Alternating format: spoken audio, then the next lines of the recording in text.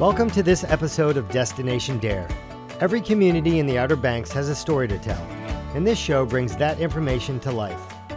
From Dare County history to current events, from government services to local profiles, we keep you entertained, informed, and up to date.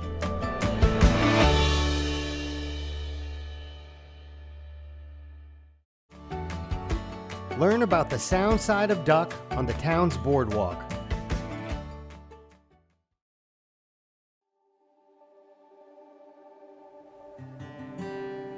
You know, you focus on the ocean, but you know, the Sound is a wonderfully varied area with a lot of habitat, and particularly in shoulder seasons. I come out a couple of times in the fall and a couple of times in the spring, and we take folks on walks along our boardwalk, along the coastline of Duck. And it's a wonderful chance for people to experience what's going on here in the Outer Banks and along our sounds. We first stop at a maritime forest that gives us an opportunity to talk about the flyway and birds that we might find in this unique environment of these tall trees so close to the beach. I bet you didn't realize that you are in the midst of the floristic transition between the Carolina and Virginia biogeographic regions. We then take them out to the boardwalk itself. We do a little bit of water chemistry there at an access point that they have along the boardwalk.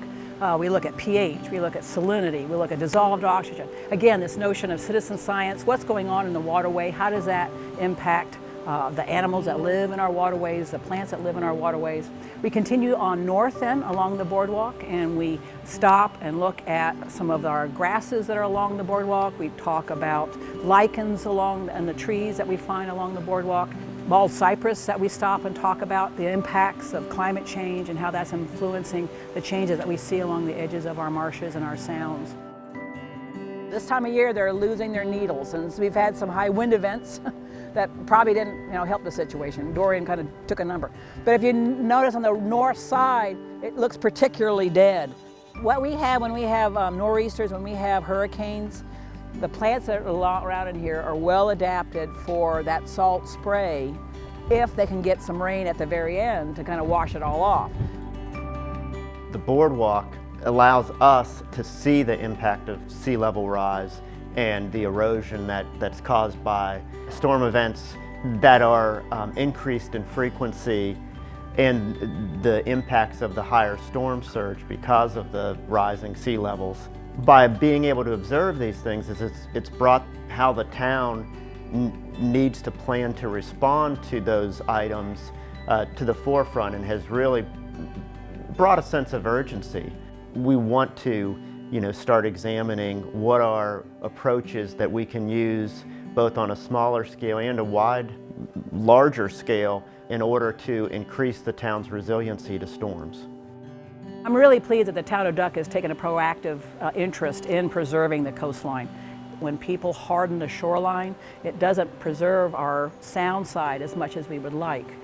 Better to have natural systems, and so we work with a number of different organizations here in Dare County to encourage people to include living shorelines, to plant more plants, plant more natives. Again, that helps our environment. It helps the environment of our natural system of the animals and plants that live here. It also increases our property value if we have natural spaces in our environment.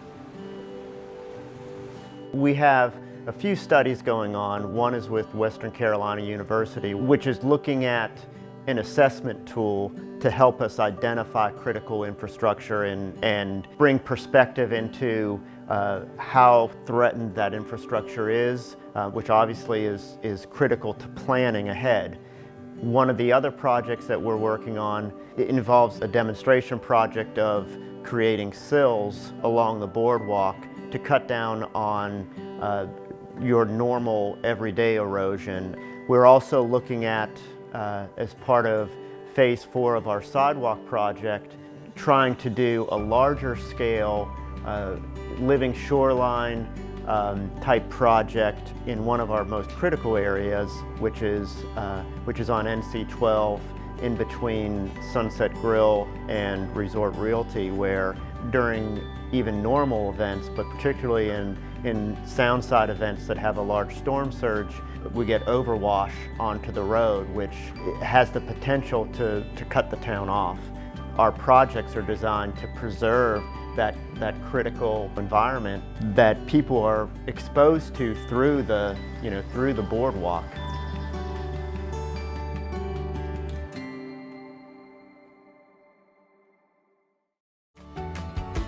The Outer Banks Community Foundation presides in a flat top in Southern Shores.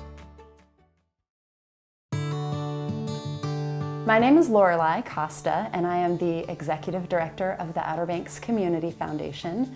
And we are a nonprofit organization located in Southern Shores in Dare County.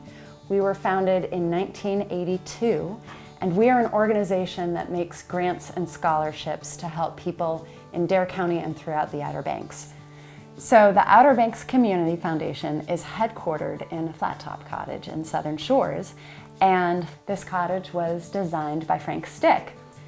Frank Stick was the original developer of Southern Shores, and he designed the quintessential flat top cottages that once dominated the Southern Shores landscape, and we're lucky enough to be in one of the houses he designed. It was donated to us 10 years ago. His son, David Stick, became the first mayor of Southern Shores, and David Stick was one of the founders of the Community Foundation along with his friends. And we basically hold charitable funds for the community, invest those funds, and use the proceeds to make grants and scholarships to help people across Dare County and the Outer Banks. We have given out more than $9 million in grants and scholarships since we were founded.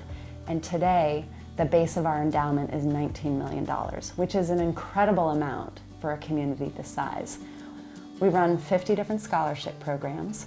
We've given out $2 million in scholarships to just about 2,000 students going to four-year schools, going to trade and technical schools, going to community college. This year we helped 75 students achieve their dream of a college education. We're really proud of that. We also give out grants to nonprofit organizations. We have 185 different charitable funds contributed by different families, different individuals, even different nonprofit organizations. These are all forever funds. They're invested, so they're giving out grants today, but they're also invested in the future so that a generation from now, my kids, my grandkids, they'll still be getting grants and scholarships to help the community. One of my favorite gifts that we ever received was from a woman named Pauline Wright, who actually owned a house in Southern Shores. She left us a gift in her will for a few different purposes. One of them was to help people with disabilities, and we have used that gift in a whole variety of ways. We've used it to help the Special Olympics.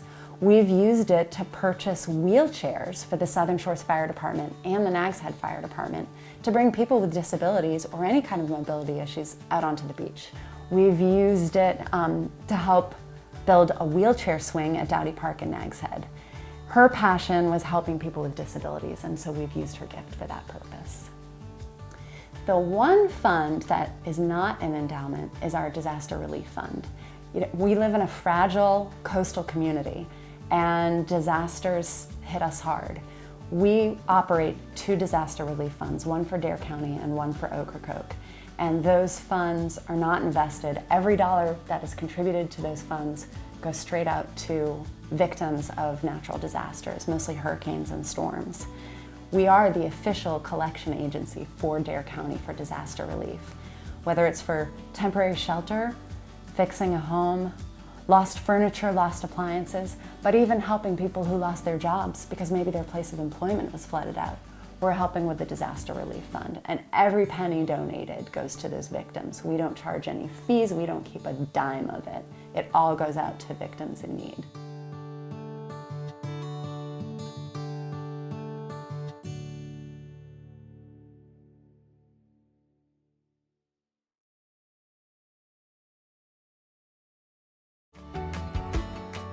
Up next, we talk to Dogs and Kitty Hawk. The town of Kitty Hawk is home to many fine citizens, but there's one segment of our population that really stands out. They're some of the most loyal, accepting, and friendly individuals around. That's right, we're talking about you and all the good dogs that live in Kitty Hawk. Who's a good girl? In order to keep being one of our most outstanding citizens, there's a few rules you'll need to follow. When you're in your yard at home, it's important that you stay on your own property and not go wandering down the road to meet the neighbors. I know, that can be hard when there's squirrels to chase or really interesting smells across the street. So tell your human to put up a nice fence or keep you on a leash. When you're out in the town, you need to be on a leash that doesn't exceed 12 feet. And be sure to remind your human to clean up after you. We know you love the beach, but in the summer it can get a little crowded. Starting on the Friday before Memorial Day and ending the day after Labor Day, from 10 a.m. to 6 p.m., you're going to have to stick on a shorter leash, no longer than 6 feet. And watch your paws on that hot sand. If you're an extra good girl who listens to her human, it's okay if you're off your leash on the beach, as long as it's not between 10 and 6 on those peak summer months. Don't wander more than 30 feet away from your human, and make sure that they bring a leash with you just in case. If you're not quite well behaved enough to run around off leash, you can still go off leash and meet some other neat smelling dogs at the Kitty Hawk Dog Park.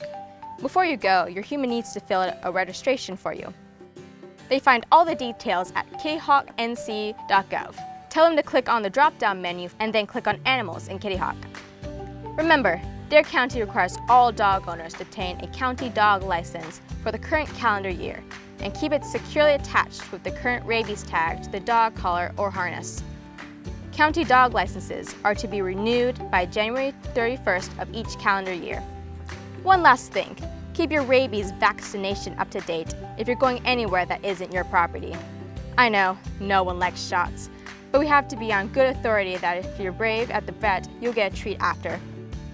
Wear your current rabies tag on your collar anytime you're out in public. It's the law. Bottom line, just keep being a very good dog. The town of Kitty Hawk is happy to have you and your humans call this place home.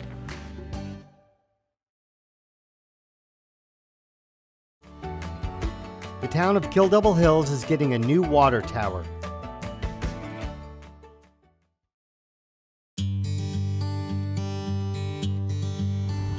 We're replacing this tank because it's kind of old. We normally figure these things as having a lifespan of about 50 years. This one has just turned 56 a couple of months ago, and so that's one reason. Also, the cost of repainting these tanks is more than the average person might think. When we repainted the other tank at the south end of town, the 8th Street tank, that was about $230,000. So let's just apply that cost to the replacing of it. Another reason, besides just storing water for domestic consumption, is for use in firefighting. In fact, firefighting drives the bus when it comes to sizing our water system, the mains, and the tankage. The fire department is really happy about the new water tower. One reason, it's 56 years old and we live, work, operate right underneath it. But the big improvement, we're doubling our volume of water up to 200,000 to 400,000 gallons of water. Houses are not getting any smaller, buildings are not getting any smaller. All houses now and buildings in general, everything inside of them is petroleum-based, plastics and everything else, so they're much more volatile, which makes the fires a whole lot harder to fight. About every 10 years, the town of Kill Devil Hills, and any town or county or city, updates their water system master plan, and it looks ahead for 10 or more years at the capital projects it's going to need to do to replace aging facilities, to deal with expansion and that sort of thing. And so we started thinking about it in 2015 and 16, and so we got together design prices and cost estimates and went to the board. They unanimously approved it, and construction has been underway since January of this year. The first day of the contract time on this project was in early January. We started with actually a parallel contract to get the big storm drainage that was in the DOT easement down there out of the way. Next came a remarkable foundation system. You can't just pour a concrete pad on the shifting sands of the Outer Banks here and hold up a tank like this. An amazing augured cast-in-place foundation system was built with 18 large diameter concrete piling going down to a depth of around 70 feet to hold up this turntable looking concrete platform that we built. And then once that was completed, in comes a steel crew along with tractor trailer load after trailer load of steel plates. and the welding crew and erection crew welded those together into sub-assemblies and assemblies and started erecting them. And you could slowly see, as we have in the background here, first the cone, and then they started building the transition for the bowl. Our contractor on this, which is Landmark Structures out of Texas, they build the bowl, the spheroidal part that you see in the background there, down close to the ground where the winds are lower and people are working at a safer, lower height. They completely build it, assemble it, then set all the other pieces above it. Finish painting the ball. In just a little time, you'll see the white first and second intermediate coats, and then the gloss coat go on, plus the Kill Devil Hills logo will go on. And once all that's done, and the big pumpkin, the big sphere there is totally painted, then the 12 jacks up on that top platform will let cables down and hoist that whole thing up. And the pumpkin, the ball, will rise up and it'll be anchored in its permanent position. All the cell equipment that's presently at the top of our existing old 56-year-old water tank has to come down so it can be dismantled. Amazingly, that'll all happen in about 1 day. All of the cell gear will need to be located on a new 180-foot tall cell tower, the better looking monopole tower, which will go from this point of view right in line with the tank, sort of behind it. And so that'll all happen in about a March time frame.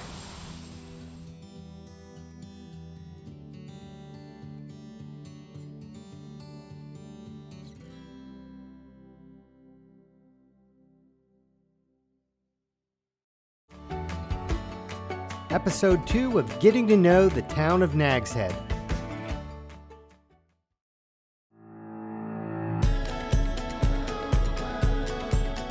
Okay, so episode 2, Getting to Know Nags Head, and I'm here with none other than the town planner, Holly White. Hi. How are you doing, Holly? Doing good. So I have a question. Okay. What's a town planner?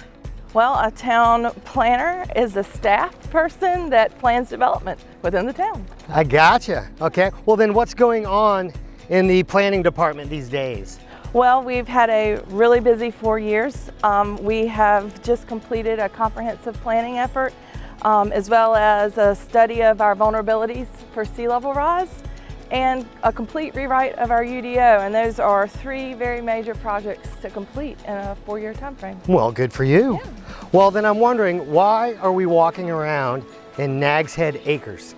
Most people think of the face of sea level rise as oceanside erosion, but here in Nags Head we're seeing that elevated groundwater tables are more of a symptom of sea level rise, like here in Nags Head Acres. Interesting. So what's the future? What's the plan? Well, through this study we developed over 140 actions for implementation in dealing with sea level rise. 2 in particular rose to the top, those that deal with stormwater and those that deal with septic health management. So then what are we seeing in Nags Head Acres?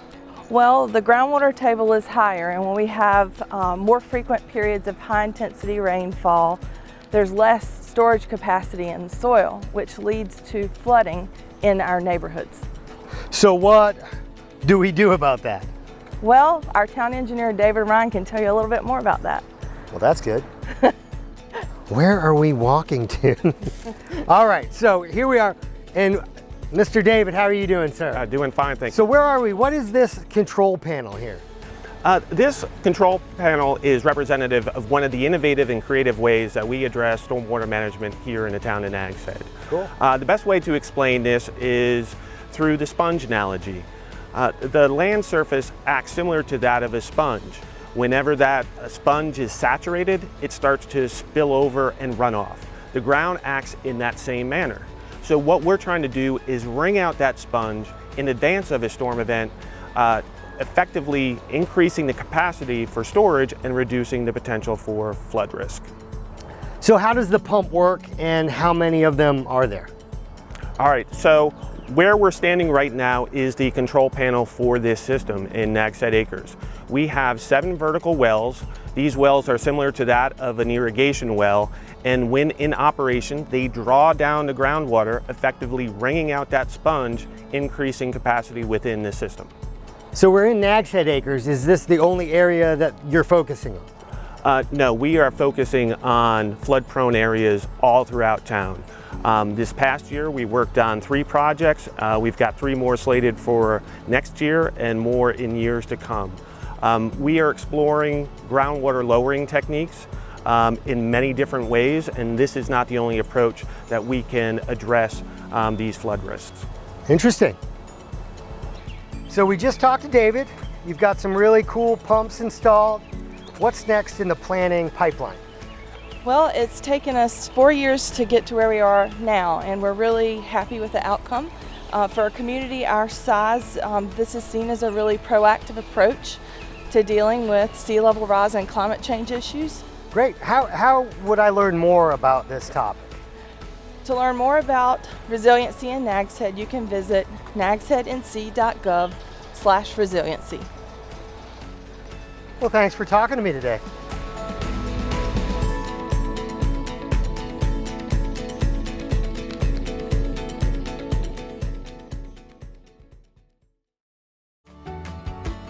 Learn more about the Pea Island Cookhouse in Manteo.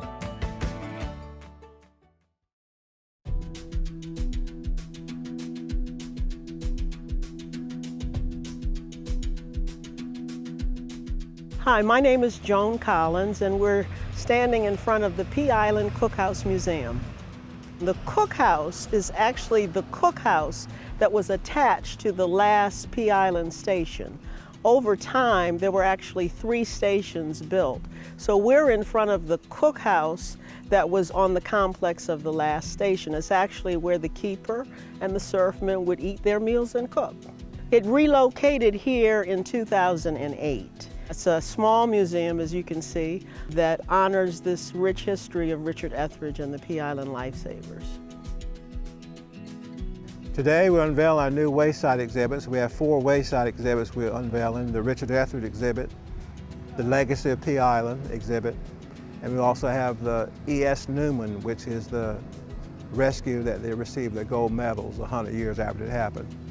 We're also unveiling one at the boathouse on my uncle, who was the last surfman at Pea Island, Herbert Collins.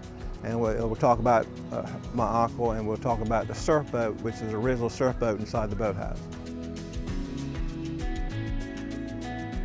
The Pea Island Life-Saving Station is the only station in the United States life-saving service that was manned by an African-American crew. And Keeper Richard Etheridge was the nation's first African-American keeper. The station has historical significance because for 67 years, from 1880 when Richard Etheridge took command until 1947, it was primarily staffed with African-American keepers and African-American crews. Most of the men who served at Pea Island came from Roanoke Island. Most of the people who lived at that time, 1880s, didn't have much money. So to get a government job, which was, security, pretty good pay, it was a good position. Life-saving station itself was on Pea Island, which is now the northern part of Hatteras Island, which is part of the Outer Banks. It's not that close to Manteo. It was in such an isolated place, there was no village around it, and most of the stations had villages around them. These guys actually lived around Manteo or Roanoke Island, so they had to go back and forth across the Sound every day to work. They would spend a week there and then come back home. And the station itself was not in Manteo, but the personnel that staffed it were here. So this is a very appropriate place. My family has a lot of history connected to the station. My great-grandfather, Joseph Hall Berry, served under Keeper Richard Etheridge, and my father was the last surfman that was stationed, assigned to the station. He was actually the individual that closed the doors and turned over the keys in March 1947 when this historic station closed. I feel honored that, I do have family that really made an impact on people's lives in the community. I mean, that my great-great-great-grandfather was part of the 7 surfmen that risked their lives to save other people's lives. And I'm also proud and honored that my granddaughter has legacy that It may be told, it may never be told, but she has something that she can resource as far as family, ancestor, legacy, history. The history of Richard Etheridge and Station P Island is also significant because it opened the doors for so many men, African American men, from this area to join the service. Had it not been for Richard Etheridge, I mean, think about it, a slave who rose to become the nation's first keeper. Had it not been for him setting that leadership, it's doubtful that you would have had so many African American men from this area to be able to join the United States Life-Saving Service and subsequently the United States Coast Guard.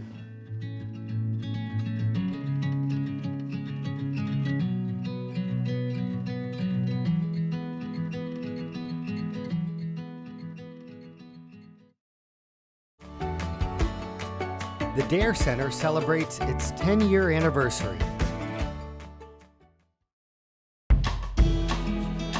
My name is Sandy Pace, and I'm the director of the Dare County Center. And the Dare County Center is a multi-generational facility that's been here for 10 years, and I believe that it has become a beacon of light for the community. There are lots of opportunities for people to come and participate in programs and activities, but I also believe it gives people a purpose and a meaning. There's lots of folks that come here every day that prior to this facility being built did not have a place to go and hang out. And now one of the biggest things they tell us is they come here to meet their friends and learn new things and participate in activities and programs they wouldn't otherwise have the opportunity to do so.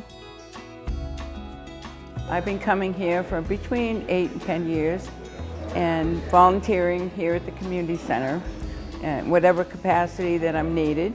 I do consider myself part of the HUG committee. We try to love on people whenever they come in. We enjoy the community center very much. You get to meet new people and show them a good time and have a meal here. It's a fun thing to be able to do that. I mean, I don't have to work anywhere. We welcome new people at any point in time and try to just show them that we care and to have fun. We have several programs and activities. We like to say we're health and wellness. We have group exercise classes and a state-of-the-art fitness room that is open to any resident in Dare County, 16 and above, and it's free of charge. And it has offered lots of folks a way to become healthy, stay healthy, and live the best, most independent life that they can live. It has just helped me tremendously to move about and to walk and to take all the machines there, and it's kept me going. When I came in, they brought me in, taught me how to use every single one of them and made me feel at home. We also offer arts and crafts classes. We offer advanced care planning, Medicare counseling. We offer a nutrition program. We feed people on site Monday through Friday, every day, and we also deliver Meals on Wheels to about 25 homebound clients. When I was sick and couldn't go anywhere, I got Meals on Wheels home delivery. After I got better, I started to come here, and then we started out with a lot of other things like a crochet club and sit here in the afternoons and play games. Most of it is really a homely little place here for us. There's a lot of opportunities right here at the Dare Center if you want something to do. Recently, we had our 10-year celebration. The Dare County Center opened on October 19th, 2009. It was a lot of fun, and it was a way to say thank you to the community for utilizing the facility over those 10 years and really being a part of what this center has tried to be to the community, a place for people to come and hang out and meet their friends, have a good time, learn new things, and grow and be as independent and live the best life they can live. In 2018, the Dare Center had over 16,000 people walk through those doors right out there and participate in programs in this room. Serves an average of about 100 people a day, And since its opening 10 years ago, listen to this figure, 30,927 events and programs have been held right here in this room.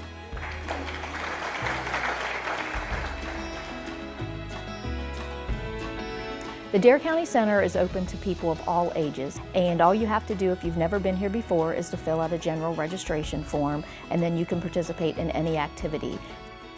We are located at 950 Marshall C. Collins Drive in Manteo, which is on the Dare County Government Complex. We're the first building closest to the road. By the courthouse is what most people know.